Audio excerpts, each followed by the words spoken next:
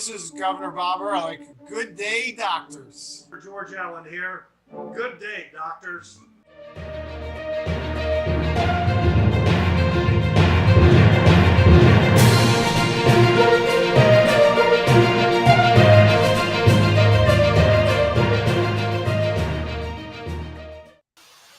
Good Friday evening. You are watching Dr. Politics and the Political Architect Show. 2022 is winding down fast. And we're having, it's been a fun year. A lot of things have happened over the years.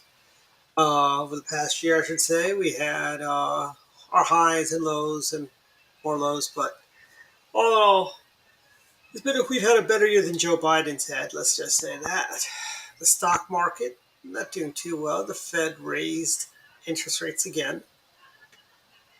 And the only silver lining I'm finding is I can actually get an 18-month CD or a 12-month CD and get 4% interest, which I shouldn't be that happy about. But considering that for the longest time we were getting barely 1% on anything, Yeah, but I mean it's all relative, right, Dwight? I mean, yeah. When interest rates were lower, and I mean, in terms of consumer rates, what we would get on our savings or whatever, inflation was lower, right? And to me, I mean, the gap between inflation and savings rates was relatively small. Now that rates are up, but yeah, so if you can get a 12-month or an 18-month CD for 4%, if inflation is running 7%, you're at a bigger gap there anyway. And we do expect the Fed to raise interest rates at least one more time in January or thereabouts, and push the rates up even higher before. It looks like they probably are not going to reverse track until maybe a year from now. And I think, and here's the thing, it's nice to have those high interest rates, but they may as well still be at the same, because all the interest the higher interest rates we get is basically a wash with inflation. So it's not like we're really getting better, but it's psychologically nice to see that, hey, it's not stuck at 0.9% or 0.8%, Yeah, I mean, it can be good for some people. I mean, psychologically, there's no doubt that it means something to people. There was a report in the Wall Street Journal story in the Wall Street Journal this past week about kind of like the 7 major banks, and Americans, how kind of complacent they are about their savings, and so the big banks have been stuck at 0.01 to 0.05 for lots of savings products. Yeah. And Americans don't seem to mind getting those rates to the tune that this is at the optimal, though. I mean, this is if people really were trying to move their money around and do it. But the estimate was that they lost $42 million in interest compared to if they had taken their money elsewhere, because you have these other things like Marcus by Goldman Sachs. I mean, yeah, I actually have a couple of things over with Marcus, Goldman Sachs, because they actually were giving better interest rates than your traditional bricks and mortar banks like they're doing the high yield savings, and Capital One was in there, and they varied. I think Marcus was doing better, paying more than most. Yes. They tended to raise their rates a little bit faster than the others when rates are going up, and they lowered them slower as rates were going down. So that but I mean, so we had a 50-point basis increase in the rate, but you're not seeing much in the way of increase in savings rates yet. They'll tick it up a little bit, but part of that whole thing too is that when we give our money, in essence, when we put our money into these banks and whatever, these accounts, they can't make any money unless they find people to lend the money to, so that they charge them more than they're paying us. And because of all that stimulus money, people, there were people, there were awash in savings. Banks actually had more money than they needed for their lending operation. Yep. So there was no incentive even for them on a competitive basis to even pay better rates. Yep.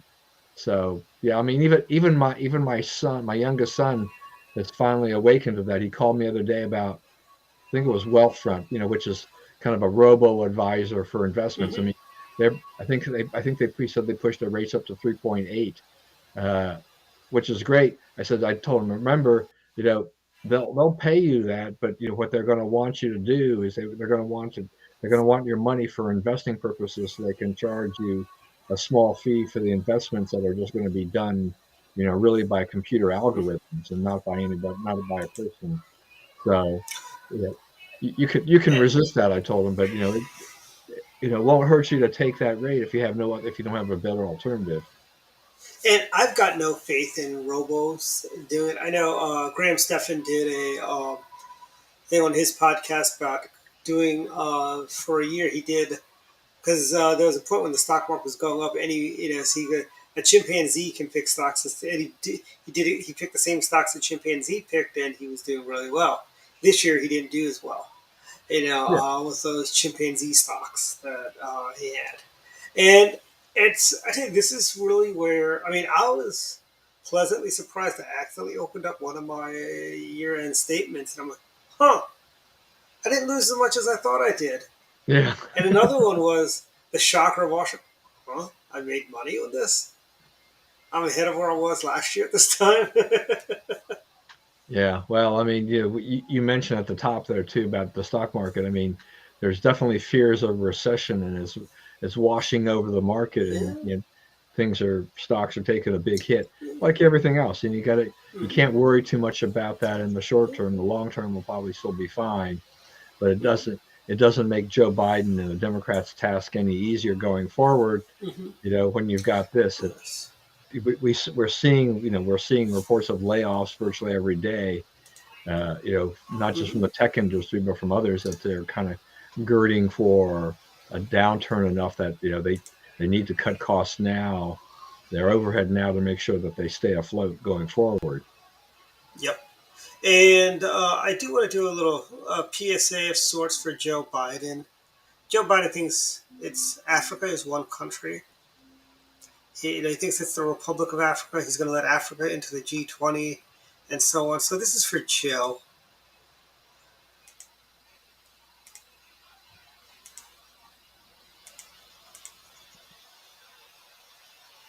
This is for old Joe. Let's 54 things, 54 Joe's 54 countries. things to see and to explore. In my Africa, whoa, whoa, whoa. In my Or Africa, is this? This is from there's a kid show called Arthur. continent Oh of yeah, Africa yeah. is Yeah, and his little with sister 54 met countries someone from to Africa in her diversify. kindergarten class or preschool There's class, rhythmic beats, new things to eat, and places and you can go. she And confused every Africa with day, a Oklahoma. different way that you can say Because she hello. mentions how that's where the wind goes whipping down Is into howdy the do flames. when visiting in Ghana. So, Dumelama is how you say her hello teacher said, inside "Hey, why don't you Botswana. let me a fun project?" So, yeah, Joe Biden can vastly learn from watching this video, this little children's cartoon, Burundi's got the deepest before he lake went and to then the highest peak. attended the African summit this week. Just next door to Mozambique. And carving through the continent, there flows they do the a really good mighty job. Nile. Past Uganda, Eritrea, and look out! A crocodile. Namibia's wild skeleton coast is littered with wrecked ships. And Cote d'Ivoire has chocolate fields. I love my chocolate chips. Victoria Falls in Zambia, it makes a mighty sound. Zimbabwe shares the falls as well. There's lots But Joe, to go you know where to around. find this on YouTube, so you can find it on YouTube. Yeah, so yeah, I mean, that's interesting. I mean, I'm looking at this, trying to figure out. So what Biden wants, or is open to, is having the African Union join the G20. South Africa is currently the only G20 member from Africa, but Mhm. he's basically saying, go ahead, take the union of 55 member states and put them in there. I don't know. I mean, I'm not really not sure exactly how unified Africa is. That Yeah, I mean, you put DW you just put them told in, us you put there's them into the 54 you put diverse. them into this thing. It's like I don't know. I mean, DW told us it's 54 diverse countries, independent. They've got their own identity. I don't think that's going to quite work out well. I mean, this just shows what a maroon the guy is. The guy thinks, Africa is, you know, and this is all about his green agenda at the end of the day. How about you let these countries use coal fire plants so they can actually raise their standard of living instead of forcing them to go green, so to speak? And never mind the slave laborers that's digging up all the cobalt for the batteries for all the Teslas that people drive. Yeah, but yeah, I mean, the thing too is just that, I mean, you say, okay, we've got, it says, Gordia says, yeah, there's 55 member states, into the African Union, and then put them in there as a permanent member of the G20. You might as well just Or would say, it be why the don't we do the G21 same thing with then? the European Union or something like that? I mean, let's just create total chaos in the G20. Yeah. At this point in time, I'm not crazy about it to begin with, but this looks like a recipe for disaster.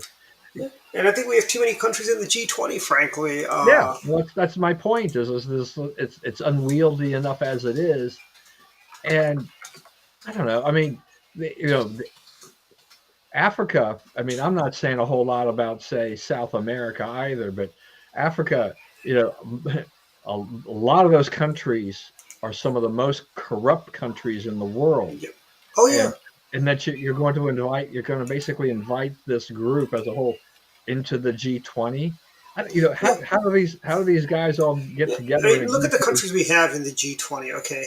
You've got Mexico, you got Brazil, you got Argentina, you got Turkey, you have India, you have Indonesia, China. And these countries have a lot of problems with corruption. Saudi Arabia's in this. They've got, their sponsors of. Honestly, there was nothing wrong with just the G7, frankly. Yeah, And maybe we should just have a G1 with the United States, frankly, and or a G2 with us in the British Empire, frankly. It's like these. That's kind of and these people are doing a lot of evil things right now. The United Nations is trying to ban fertilizers. I mean, they've destroyed Sri Lanka with the bans of phosphates and various fertilizers, so they're not growing the food that they once did. That's why uh, diesel diesel and gasoline is very, very expensive. It's basically people can't afford it. That's how expensive it's gotten. And they're doing this in Ireland, the Netherlands. I mean, they want to ban fertilizer. I mean, this is just a sinister, evil plot. This is something that Lex Luthor and the Legion of Doom would think of, frankly, of cutting down the food supply. And they don't seem to understand what's going on here, and it's all in the name of Greta Thunberg and Al Gore's uh, green agenda, frankly. but why? And The fertilizer has nothing to do with the food supply. It's all about climate change that's going to create the food shortage. It's not going to be the lack of fertilizer, right? yeah, yeah, it's like it's just funny how these people feel, that they somehow seem to have the whole idea figured out. And it's like, look, there, the planet has been here a lot longer than we have. I think the planet is healthier than I think we. And by the way, if these environmentalists really cared about the environment, they would be going for nuclear power. They would be all in for nuclear, but yet they are dead set against nuclear power. And nuclear power is the cleanest, cheapest, efficient form of energy. We could replace coal-fired plants with nuclear plants, but the left won't let you have that.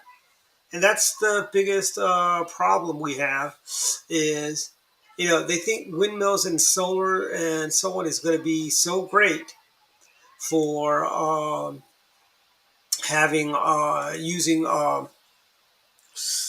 alternate forms of energy. But no, you can't get the wind power and solar. Just ask the people in Texas last winter.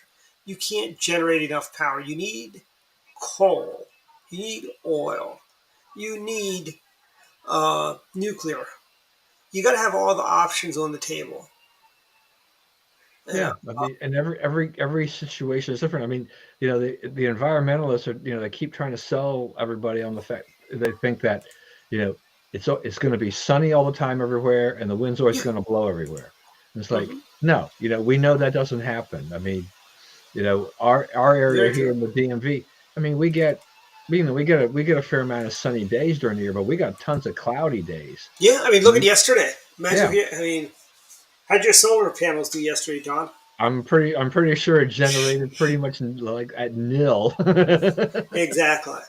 And they don't seem to get. It's like they've taken a leave of their senses, if they had any sense.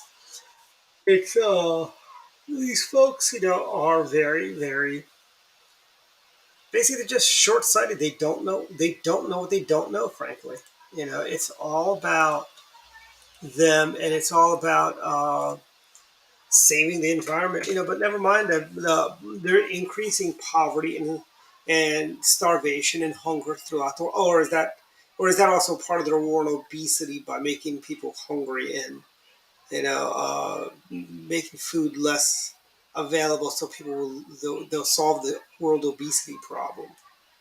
Yeah, I mean, You know, I don't know. You probably saw that story too about as you talk about all these green and things like this.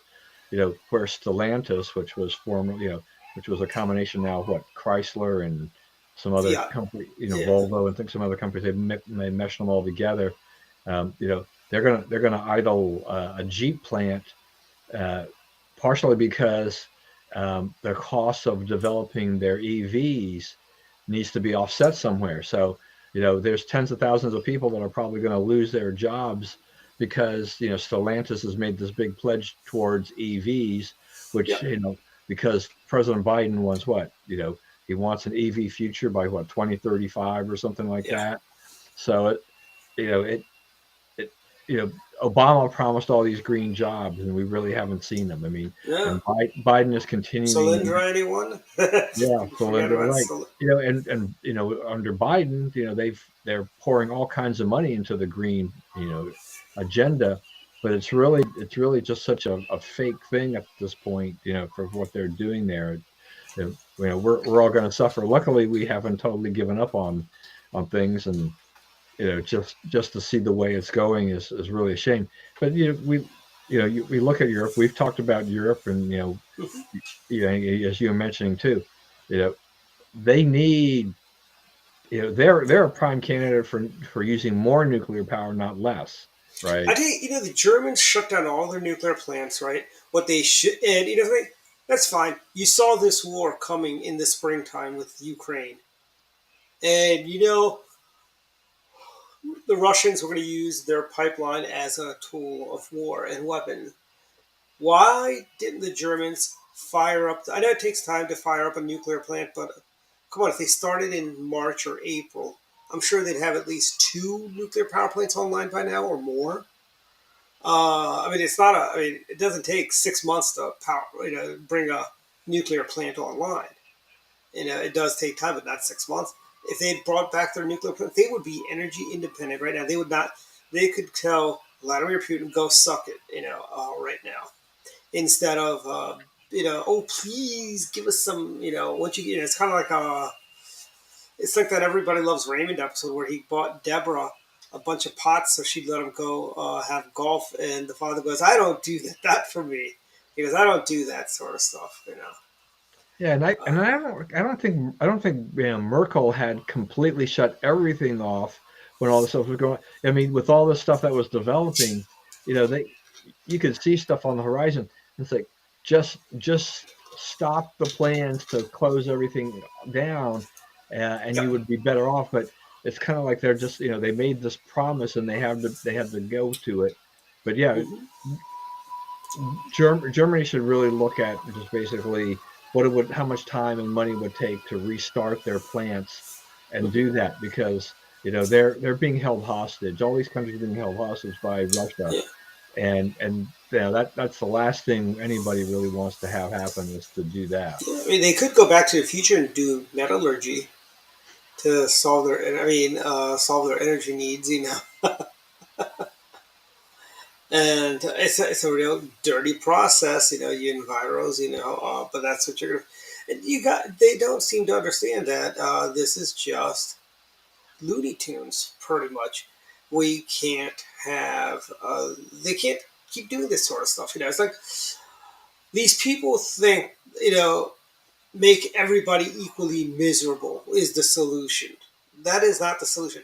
I say let's give the third world, developing world, whatever you want to call it. I don't know what the PC term is these days. Is it third world or developing world? Let's give them a hand up. Let's tell them drill for oil, mine the coal, build your coal plants, you know, build roads, sell automobiles, and so on. And I remember back when I was in college. This was in India and China were just starting their, well, India, I should say, starting their modernization efforts like liberalization, privatizing everything. And somebody had made a comment that, would it be cool if all the Indians had, if every Indian had a car to drive around in, opposed to being relying on trains and mass transit? And I go, that'd be awesome because that's how you have democracy. You get freedom from having your own automobile, your means of transportation. You can go anywhere you want. And this kid jumps up with, you know what happened if the billions of people there all had a car? We'd all be dying because all the greenhouse gases that be emitted from all those cars. And here we are in 2022 in most. Indians have at least one car, many have two, some have a car and a motorcycle. And they all have cars, they're all living well, and we're not all choking. We are not choking and dying, frankly. Uh, these people, what they want to do is they want to just, I think, a lot of these enviros want to keep these countries down pretty much intentionally. Yeah, no, I mean, That's I it might think that's be environmental bigotry. It's like we've done it. I remember the UN has such a crazy, kooky ideas. Like, they wanted there was a time in the '90s they wanted us to reserve space for developing countries that aren't space, have not put anything in space, but reserve space for them for the one day if they do develop the technology, rocketry, and they're able to put something in space. We give them space to hang a satellite in a reserving space, so on. And I'm like, that's kind of kooky. It's like idiotic. Why would you do that? You need to do every country, just like I tell people, I give advice. I go, look, you got to look out for yourself first, and then everyone else. You can't stop. Like, there's a person I know. He goes, oh, I'm worried about this person losing. I'm like, worry about your own self first. You don't need to be worried about everyone and their cousin losing their jobs. You are the most important person for your own agenda, frankly. It's really nice that you're thoughtful and you care about other people losing their jobs, but you're in the exact same boat if you lose your job, And countries need to think of themselves first. And this whole environmental, it's all basically this green movement. Rush Limbaugh used to always say it. Mark Morales said this green movement is basically where all the communists went after the fall of the Soviet Empire. Yeah. Yeah, I think there's a lot of truism right in that. And you look at those people that are leading the environmental movement, and you're like, Yeah. they are so far off of things. It's just, it's unbelievable. Look at King Chuck 3. He's a big enviro, but he flies around with the least energy efficient airplane there is. It has to stop somewhere in Greenland to refuel when it's coming to America. He could get a British Airways 747 and fly from London to Washington without having to refuel in Greenland. But he's flying some, I forget what the plane it is he flies. He flies some really inefficient airplane. At least Francois Mitterrand flew around on a Concorde when he was prime minister in France. He used to fly in and have lunch with President Reagan. Well, he did that once, I know, And Phil Collins did a concert in the morning, and they flew on a Concorde, jumped on a Concorde. It was in Philadelphia, did a concert that night. We need to embrace technology. That's just my point, my 2 cents on this. And I think the way the world is going right now, we're basically, it's kind of like the Unabombers. This is the Unabombers' grand vision of a technology-free world. These guys, they want to outlaw the combustion engine. They want to force us all on into basically tenements or dwellings. That's what Thrive 2050 is all about, is high density uh, housing by rail, which is basically a boondoggle for developers, frankly. And what happened to the environmentalist green space? Do they not understand that you're wiping out all the green space? And what about, where's all the water going to run off? I remember they were trying to build the ICC and other roads. They always talk about the environmental impact and how you're obstructing the natural flow of water. The water, you're going to do this. You're going to kill the poor smelt and so on. It's like, come on. What do you think is going to happen when you have all these high density housings? That water is going to got to go somewhere, and they need to. And they're not against. They're all for green spaces until they aren't for them, frankly. Yeah, if you're worried about rainwater runoff and stuff like that, then you're not building these complexes and everything else like that, right? Mm-hmm. It's that's only helping to contribute to the problem in the Yeah, end. I So understand some people like condo living. I personally would never want to live in a condo because I like to garden. I like to have the green space. I know they'll go, oh, you get a bucket and plant. I'm sorry, no. Plants don't grow as well in a bucket as they do in the ground, frankly. You get a higher crop when you put them in the ground. And I do use Miracle Grow, as my liberal friend was. You're giving your plants steroids. I'm like, I don't care. They taste so good when that happens. I get so many. But that's, and there's been a lot of things. The Democrats have had a lot of egg on their face this week. We've seen it from Sam Bankman-Fried, who, by the way, has he put out the word that he's not suicidal? I know he's been taken into custody right before he's about to speak to Congress. I wonder if Maxine Waters has some explaining to do about all the money she got from him. And and the guy's like, oh, he's a billionaire that these people liked because he had a heart. He drove around a Toyota Camry, and I'm thinking, like, And by the way, Sam, you could have given us $10,000. We would have sponsored your FTX nonsense too, frankly. But you didn't even come to us, offer us any of that stuff. But I think it is really bad what these people are doing. And the fact is, remember the outrage when Enron happened, or Bernie Madoff? And Bernie Madoff also funded a lot of Democrats. But the left and those people are silent on FTX. Enron, so many people lost their money. It's all George W. Bush's fault. Never mind the fact that George W. Bush's mother-in-law lost money on Enron. And investing is not for the faint of heart. It's like, imagine all those people that bought stock in Kodak, Don. well, Eastman for Kodak. for a long time it was a great company, but Exactly. But people who held on to it when they saw digital cameras coming. yeah.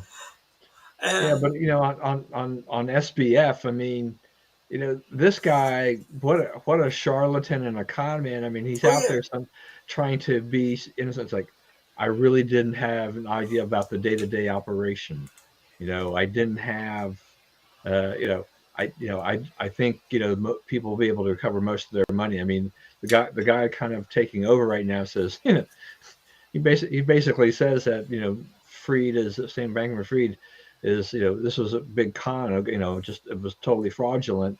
I mean, that he knowingly let this is basically Bernie Alameda Madoff on Research use steroids. money, and they used it on a lot of stuff, but they used investors' money in the wrong way. They didn't have the Mm-hmm. permission to do it. Yeah, people aren't getting their money back. I mean, this No, guy, he just totally drained and ruined the company. yeah, I mean, and here's the thing: it's like this is worse than Madoff. Madoff created a pyramid scheme where the people who got on early got their money back, so to speak. Because as he grew the pyramid, people above him got the money. And this guy is worse. This guy should be in a U.S. jail. Yeah, I mean, as Robin says, I mean, it would have been interesting to hear him testify before Congress to see what he would have said. in that setting. I agree, Robin. Definitely, they should have let him. Before, and something, they can still extradite him here. We have an extradition treaty with the Bahamas. And he could come in shackles, and they could let him testify before Congress. Bring two marshals, bring them in, and let him tell his story, so to speak. So And Dwight, let me ask you this though. I mean, so he was going to testify. How hard would the Democrats be? I mean, the Democrats are still in control of Congress here for a few more weeks. yeah, If he had testified, this is would they have questioned him about his political donations and the legality of the. what he did there? Uh, You Let me tell know? you, Maxine Waters would have gone sugar, and it's like, did you know this? You didn't know about all this stuff happening, did you? You weren't a con man. You're just a nice boy. You remind me of my grandson, or great grandson in her case, probably.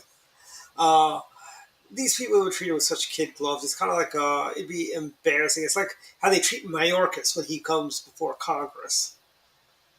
And these guys, are reprehensible. I mean, these members of Congress need to give that money back. Who got money from Bankman Fried? Nobody's really even making there's not much fuss being made about them forcing them to return money. But if you recall, when we had another similar scandal, Enron giving money to uh, people, to members of Congress, and by the way, Enron giving money is not even the same as this.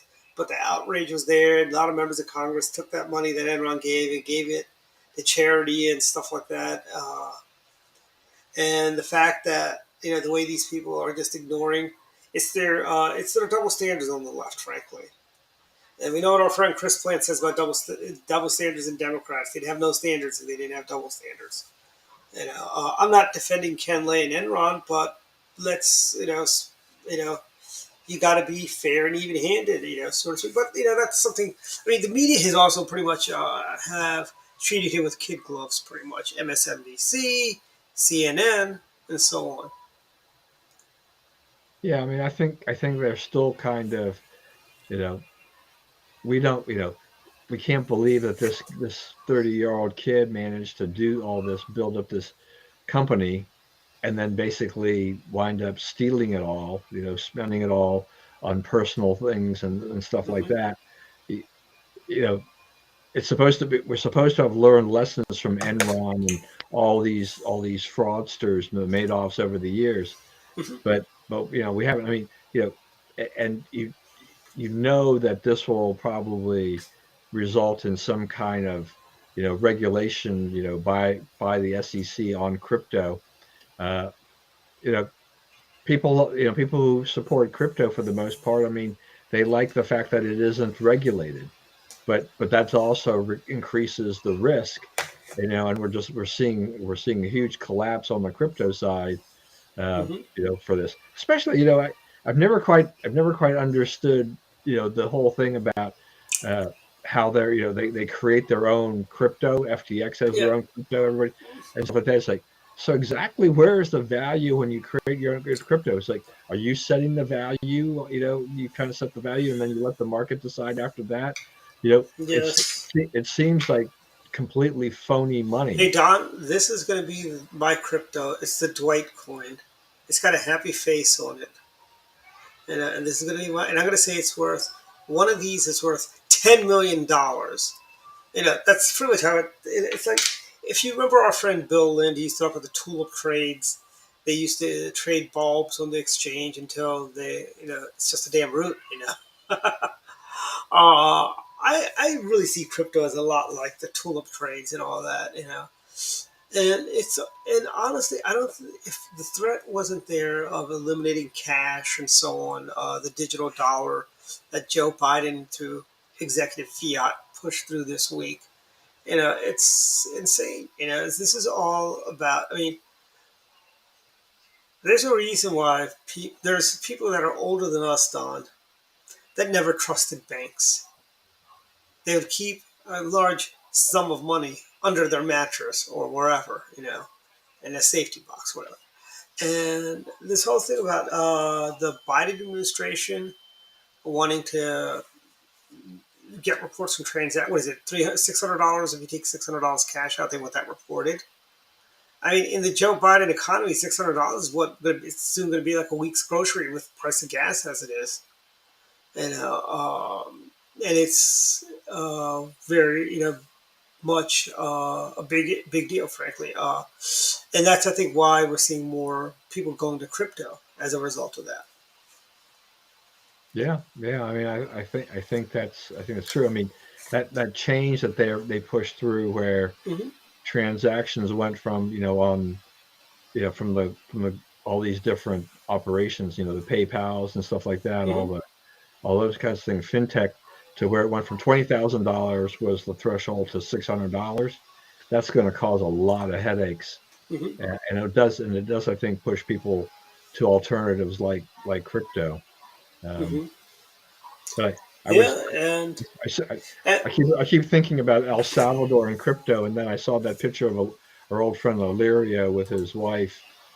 They're they're Team Potato Head or something like that for something or other in January and some feature, and he's wearing his Bukele, the El Salvador president, his baseball cap, and I'm thinking like, yeah, well that's been an utter disaster for El Salvador. Is they adopted Bitcoin, and it's not going very well for them at all. hmm and it's it's like this all plays into all the banks, all the experts, all the wise folks are now calling for a recession in 2023. It's basically now just a question of how bad this recession is going to be. I'm not a Democrat. I don't wish a recession for political gains, which the Democrats do. They all through the Bush years they were praying for a utter collapse, as they did during the Trump days. You had Bill Maher praying for a massive crash of the economy so Donald Trump won't win again. And that's one of and I think it's going to be. I hate to say, I think it's going to be pretty bad. The recession is not going to be a light recession. It's going to be. I think it's going to be a tough one. But we will get through this. Frankly, at the end of the day, we will get through it.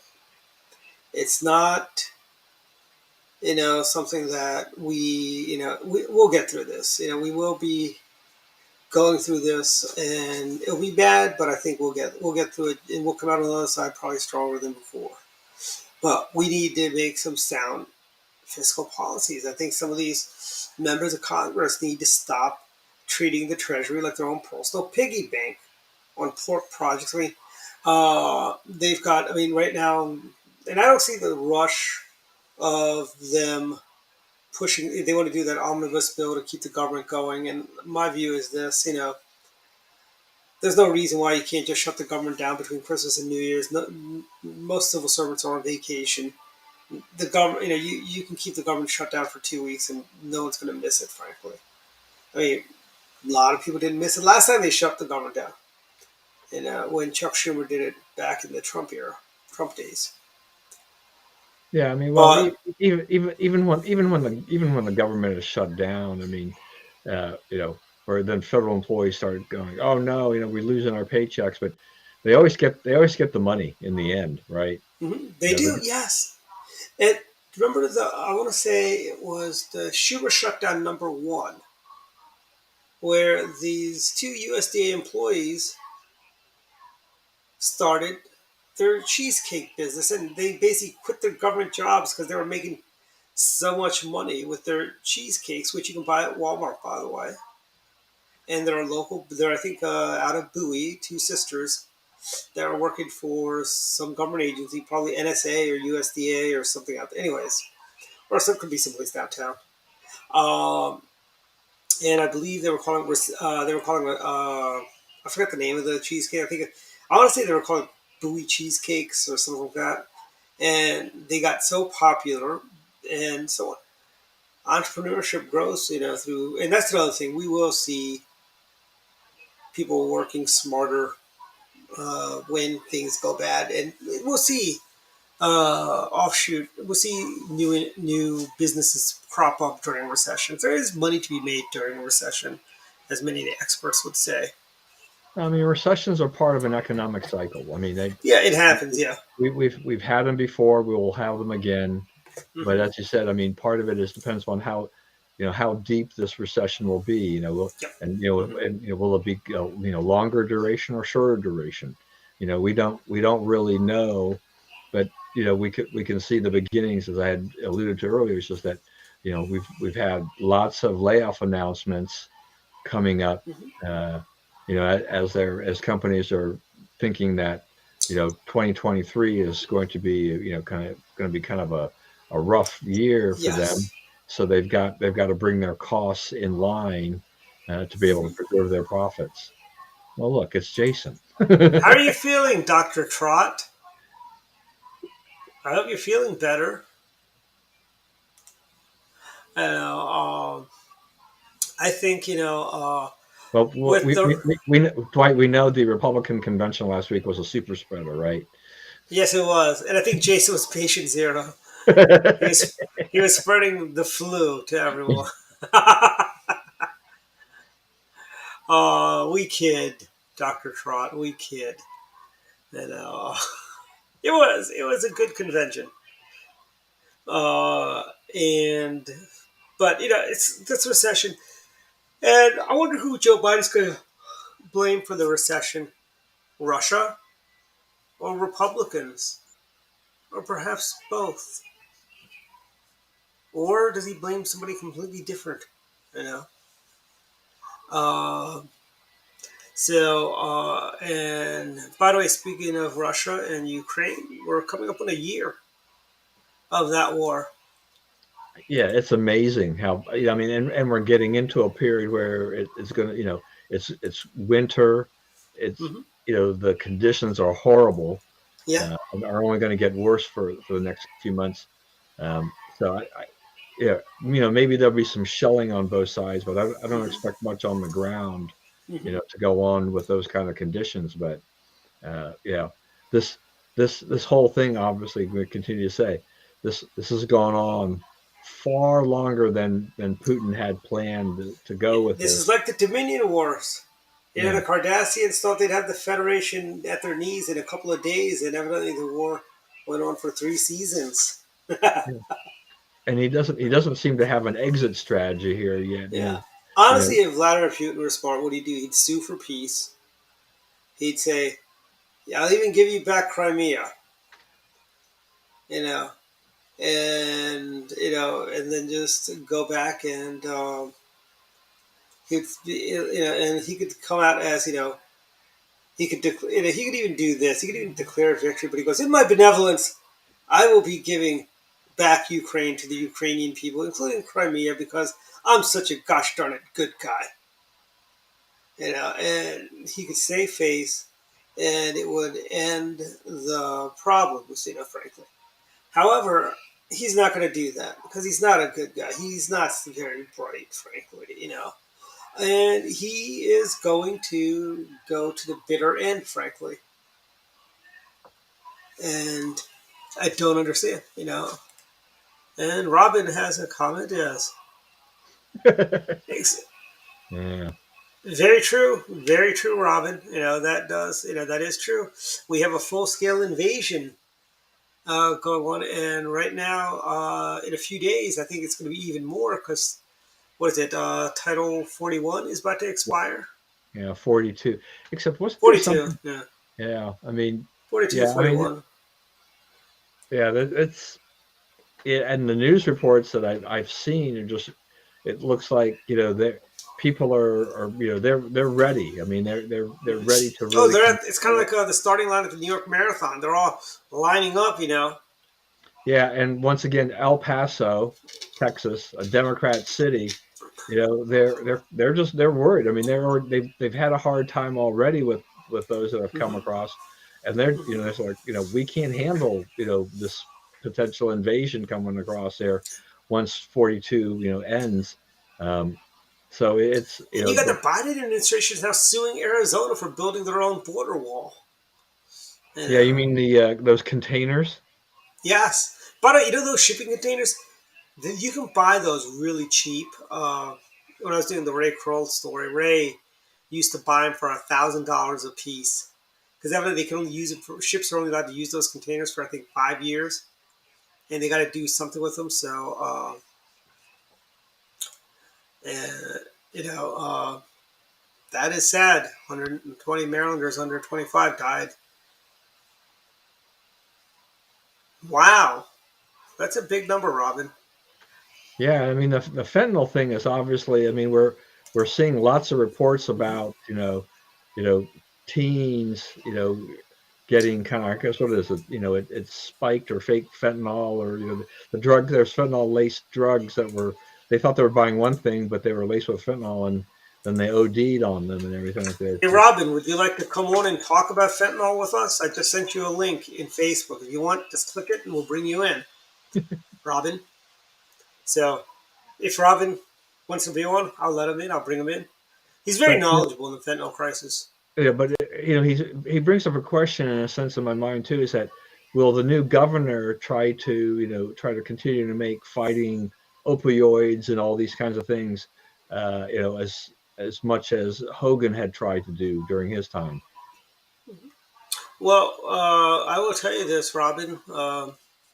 I think the current governor and the Democrats have their priority is going to be to raise taxes and fees on Marylanders.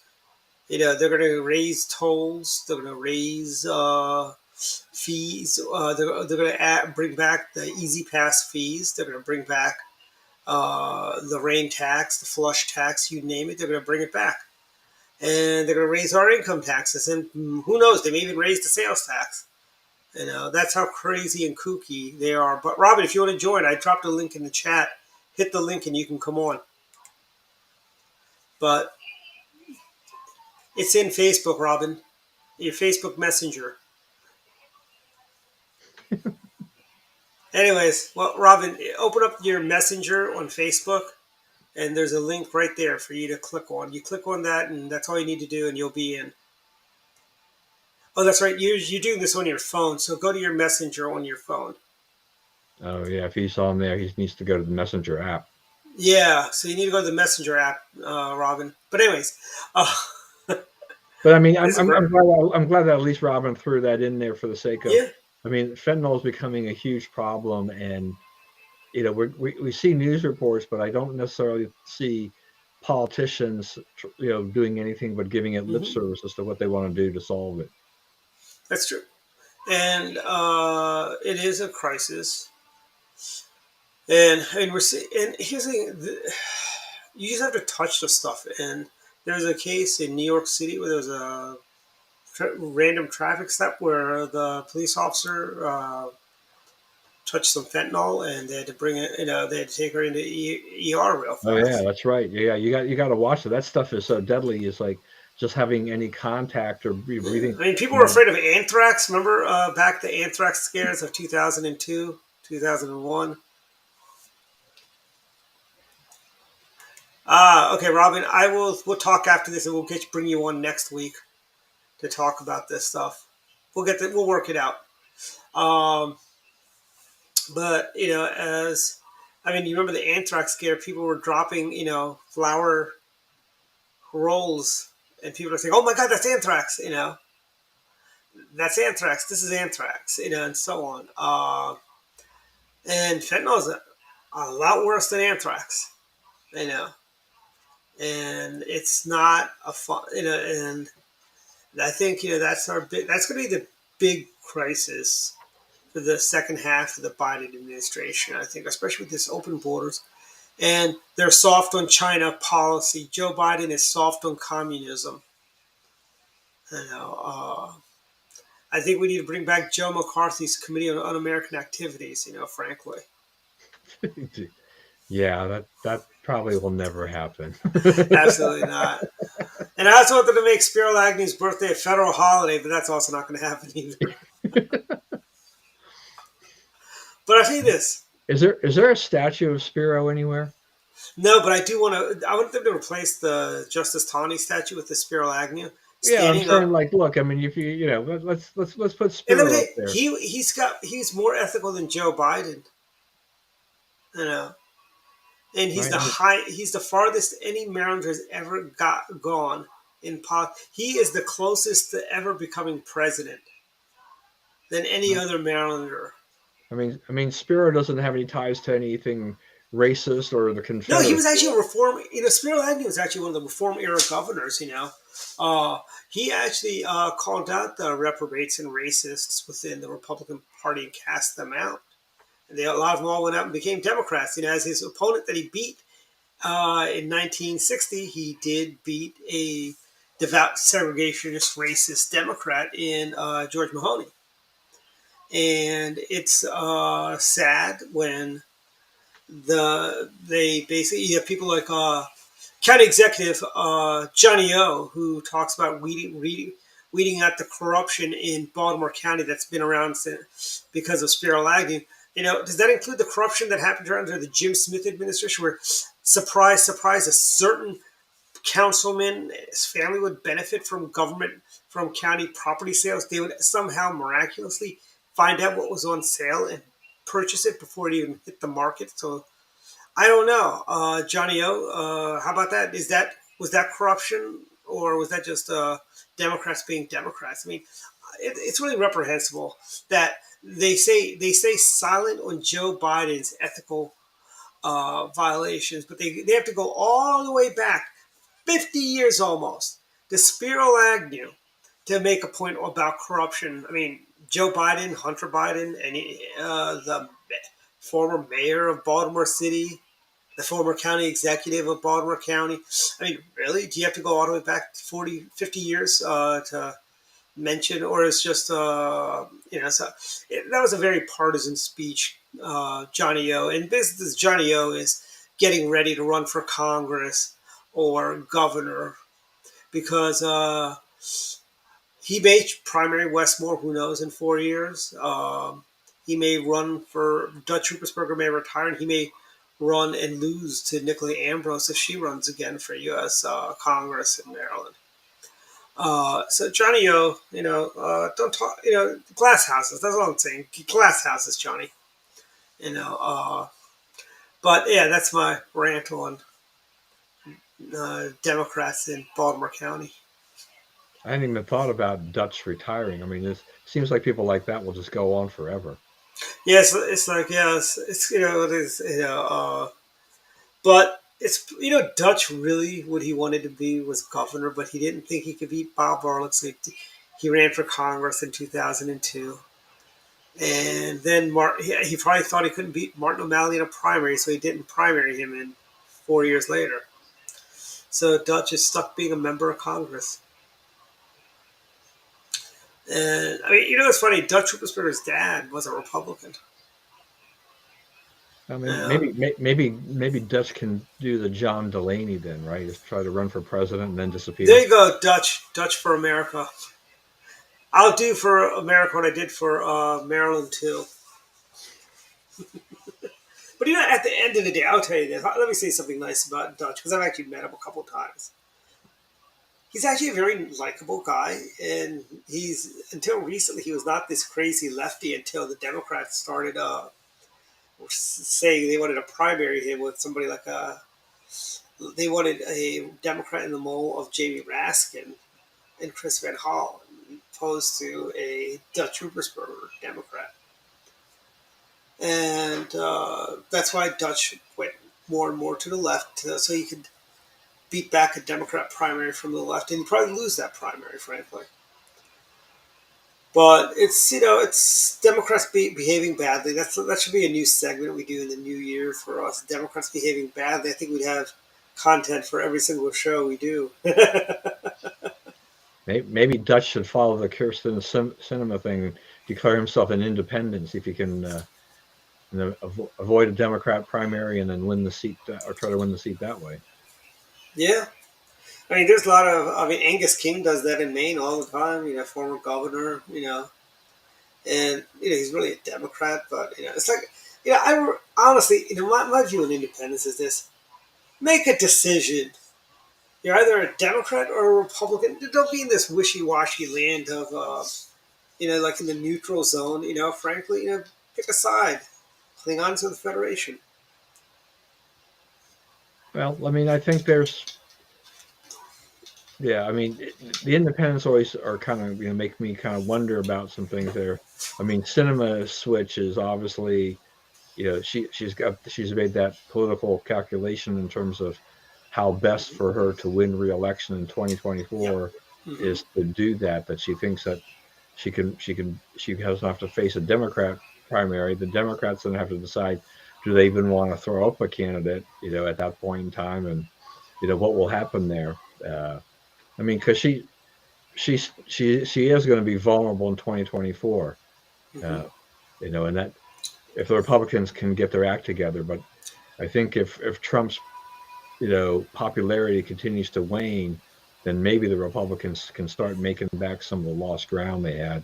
Yeah, there is a guy Carson Wolf on YouTube, and he made a really there's a really good video. I think I shared it yesterday in our group chat. But Carson Wolf spoke at Towson last year. Actually, it was last year or the year before. He spoke at Towson University, which I thought was interesting. I need to talk to Bradley if they want to go hear him speak when he spoke there.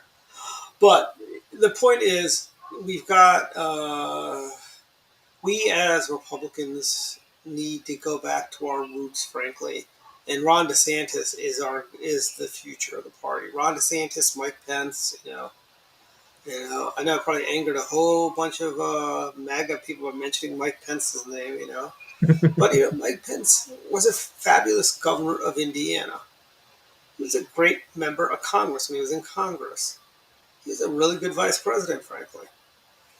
He's a level-headed guy. Okay. Yes, I mean just because he looks like Senator Kelly from the X-Men comics, who wanted to round up all the mutants in his Mutant Registration Act, it's just a mere coincidence. And by the way, Senator Kelly was a Democrat, everyone. Think about it. Let that sink in. Senator Kelly was a Democrat. He wanted to round up mutants like Wolverine, Cyclops, Jean Grey, Beast. He wanted to round all those people up and put them into Genosha work camps. I know. So, and he was a Democrat, everyone. A Democrat. But anyways,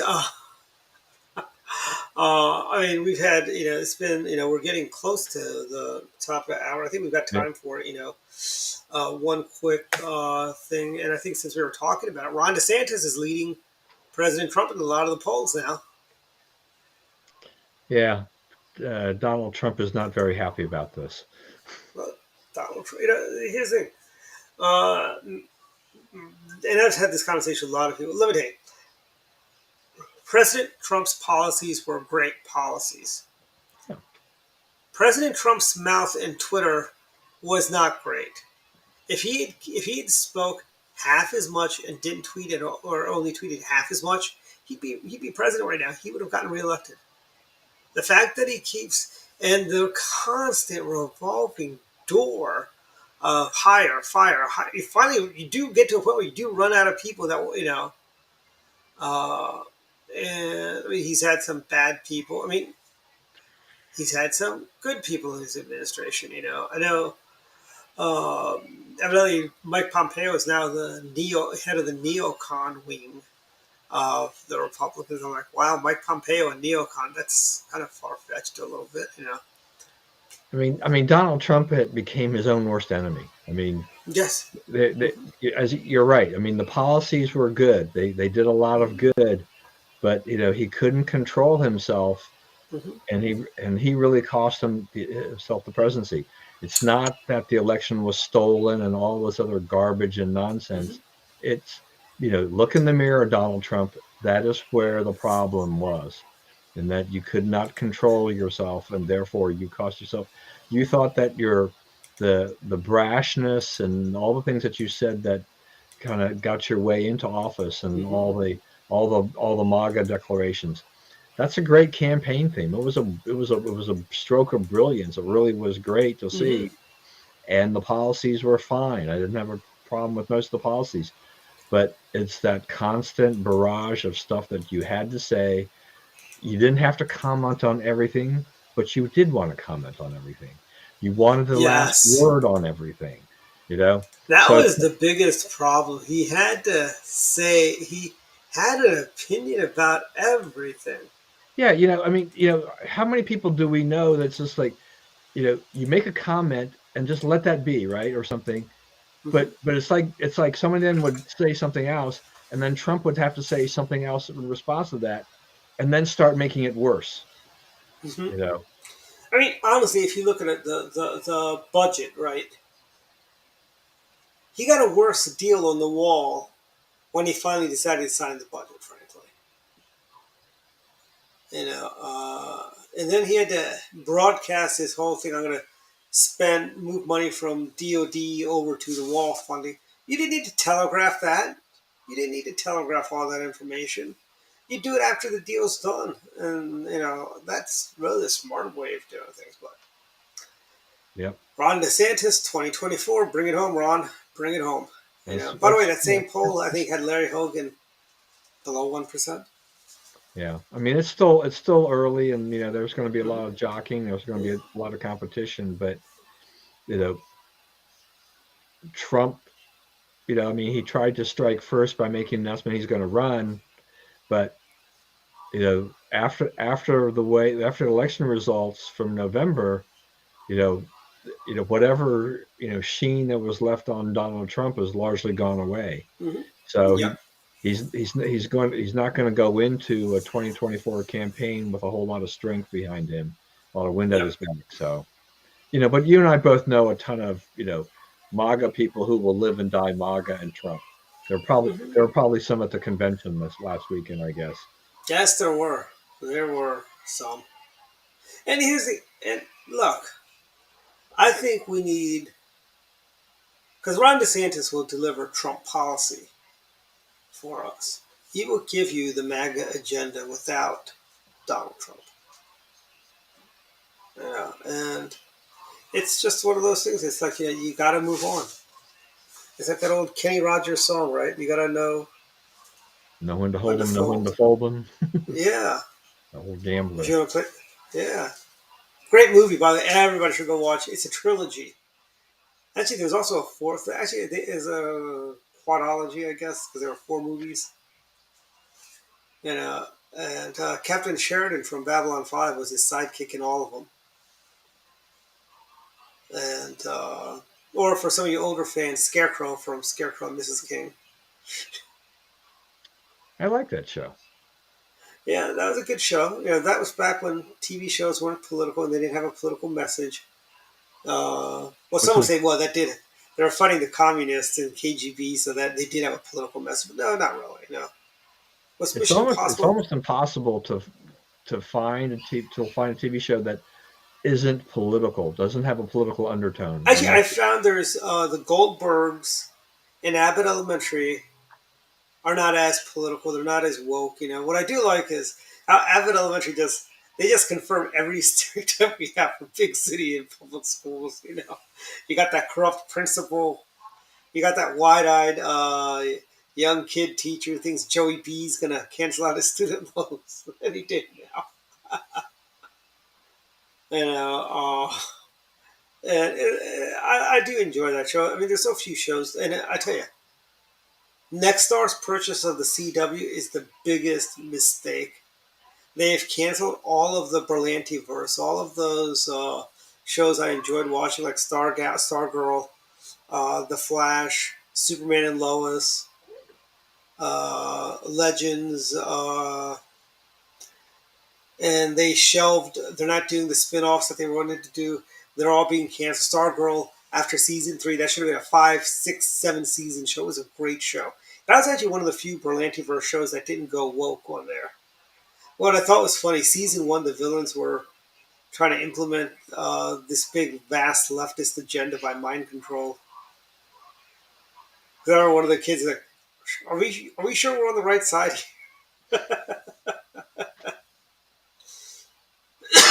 But we're at final thoughts time. We're actually in extra innings, but final thoughts. Don, go. yeah. We've talked about a lot of different things tonight. I mean, we didn't, you know, Elon Musk is like daily news, right? There's always something going on with Elon. I mean, he continues to drop, uh, segments of emails Mm-hmm. and things like that, internal conversations, documents from Twitter before he took over Twitter. It's called the Twitter Files. I think he just dropped files number 6. And overall, I mean, the media they've been downplaying this. They've been trying to ignore it. Uh, you know, there's probably a lot more there that has to be gone through. But the general feeling, I think, is just goes to show, the efforts that Twitter went through to stifle and censor conservatives, under their policies before, and only proving what a lot of us have known about these social media platforms, and how they had a political agenda, even though they claimed they didn't have a political agenda. Musk suspended, I don't know, what was it, up to 20 accounts from some journalists. A little bit specious on this. Here's the problem. One of the problems with Musk is that he claims that he wants free speech, but his argument for temporarily suspending these journalists is that they were endangering his family because of the Elon Jet, Twitter tracking of his jet plane. But not that I want to defend a bunch of journalists, but they actually weren't doing anything but saying, like, either referring to that Twitter account or retweeting something from that account. But they were not really doing their own thing about that. I mean, Musk had said that he was going to let that account stand, and something seems to have gotten under his skin. So he's kind of had this blanket ban. Musk is an interesting guy, but Yeah, I mean, I don't think anybody really knows where Twitter is going, because sometimes it's like this, sometimes it's like that. and by the I way, don't Don, know. I'm old enough to remember when Elon Musk was the darling of the left. Right, exactly, right, yeah. Yeah, About they a year loved him ago. before, and now they pretty much despise him. Oh, they've canceled Elon Musk, frankly. That's why. Yeah. Yeah, What did he tweet? Was it last week? His what was his pronouns or something like that were going to be yeah, prosecute Fauci. yeah. And I mean, I know a lot of people. And It it's might just maybe it's maybe like, maybe Tesla stock is a buy now, right? It's getting pretty cheap. By just yes, looking I at. know. I should have sold when it was like 1,000 plus a share. Although I did buy it early enough, so I'm still ahead of the game. But still, I feel like I've lost, even though I really haven't lost. It's only been lost on paper, but I feel like I've lost out. Well, I mean, I think, like a lot of other things, that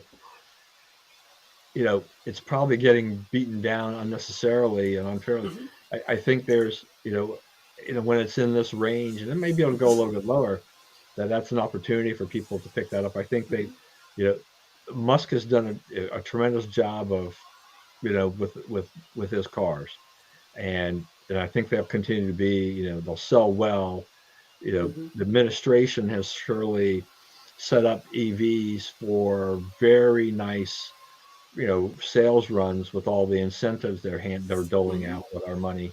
So I think the future still is very bright for Tesla, but I Hmm. think I think some bigger investors they're kind of worried about all the stuff that's going on with Twitter, and they think it's detrimental to Tesla. But I think as long as the fundamentals of Tesla stay, they'll be fine. Yeah, I mean, but there is more competition. You got General Motors with their, they got Fleetwood Mac. They got that great Fleetwood Mac song, and they're pushing all their EVs they've got coming out next year. The Buick Electra line. By the way, I remember when Electra was basically a land yacht, Yeah. and now it's funny how the Electra is the Buick Electric. By the way, anyone ever wonder, our viewers, why Buick never got a full size SUV like the Yukon or the Yukon XL, like the Cadillac has the Escalades? I've always wondered, why doesn't Buick have a full size SUV? You know, uh, but it's great. I mean, these companies are trying innovative stuff. I mean, I think Jeep going into electric Jeeps. Jason is a big Jeep devotee. I believe he leaves ducks on other Jeep owners' cars. Like the Jeep Club of America does. They give these little ducks and they put them. By the way, the Honda Ridgeline people, they put brontosauruses on people's cars, the way the Jeep people put ducks.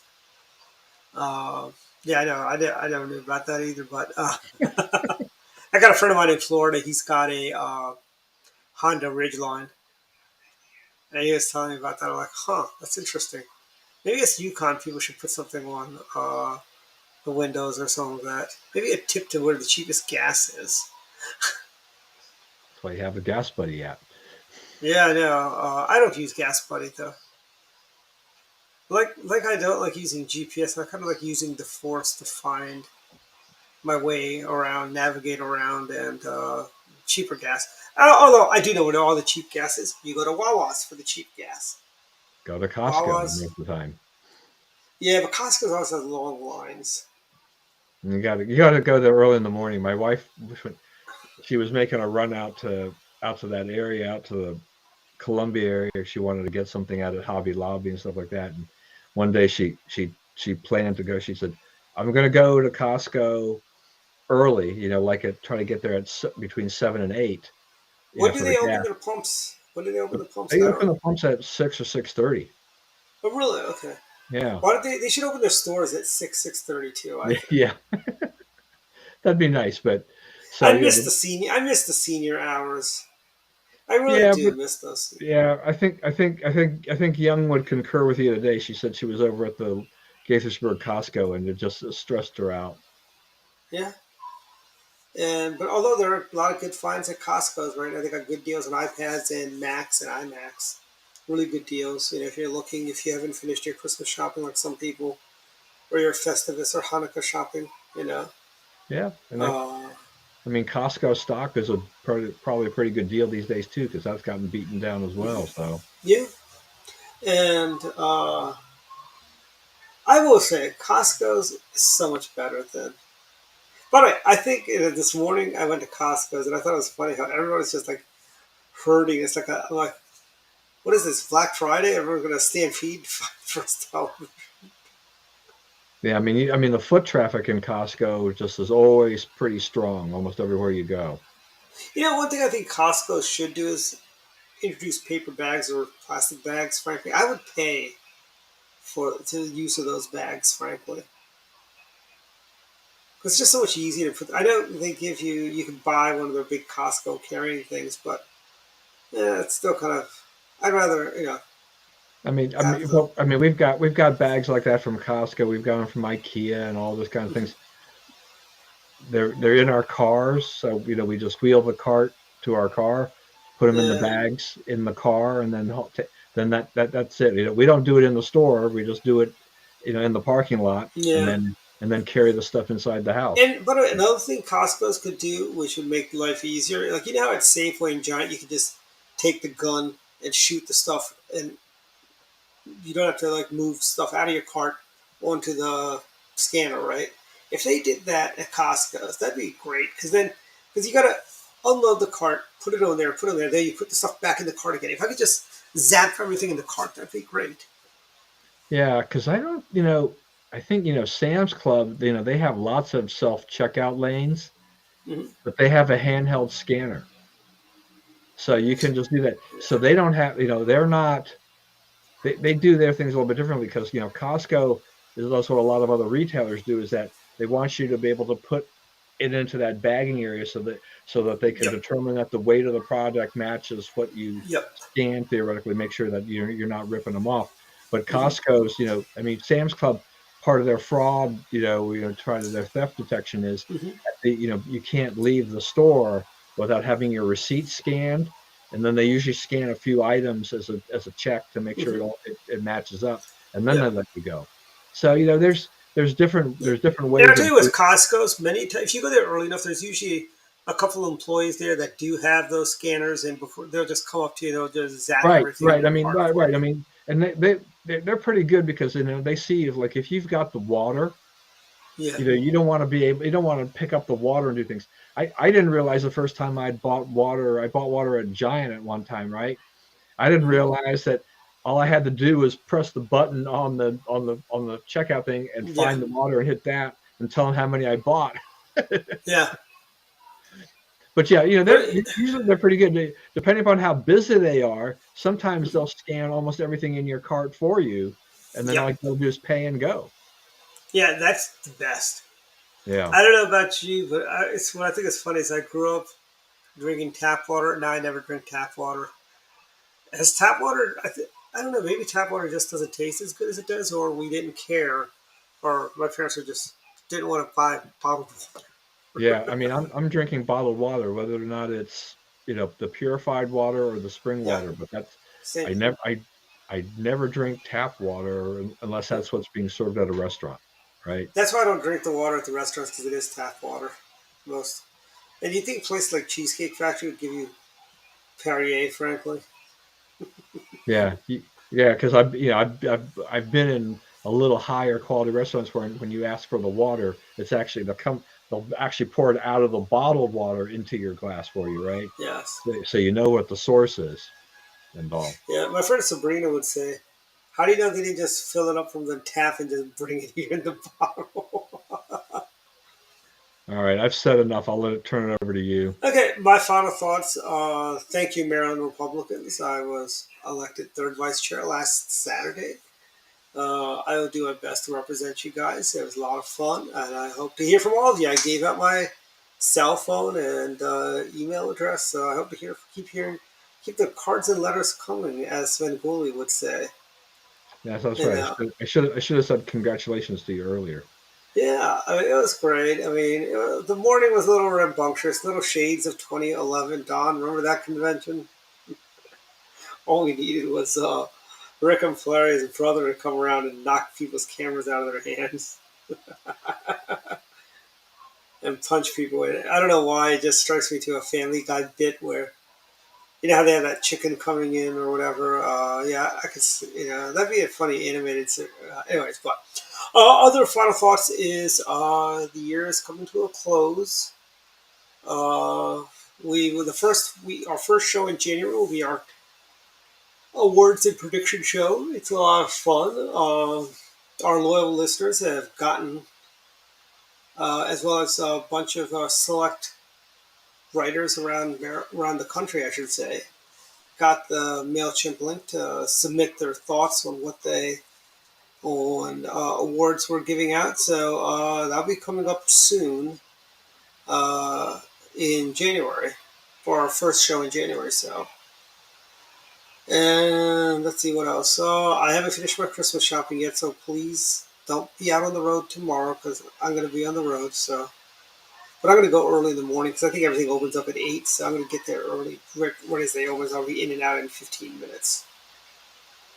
Uh, this year it started with such a great promise when I bought the first thing I wanted in July for Christmas, and then I mean not July, I'm saying October. And then, I was thinking, hey, I'm going to be done. And I go, oh, I got plenty of time. I got plenty. And now here we are, a week before Christmas. So, anyways, that's all I've got pretty much. And we'll see everyone next week for our last show for 2022. We'll be off between Christmas and New Year's. So, next week next week we might have a little bit of a different type of fun show. We'll have a lot of audience participation. Give us your Christmas messages and greetings and so on. It'll be a lot of fun. Or we'll just talk politics like we normally do. And that seems to be We'll mix it all up, see what happens, right? exactly. We're basically we're the virtual town hall. Come on, come on. So thank you very much, everyone. Good night. All right, good night.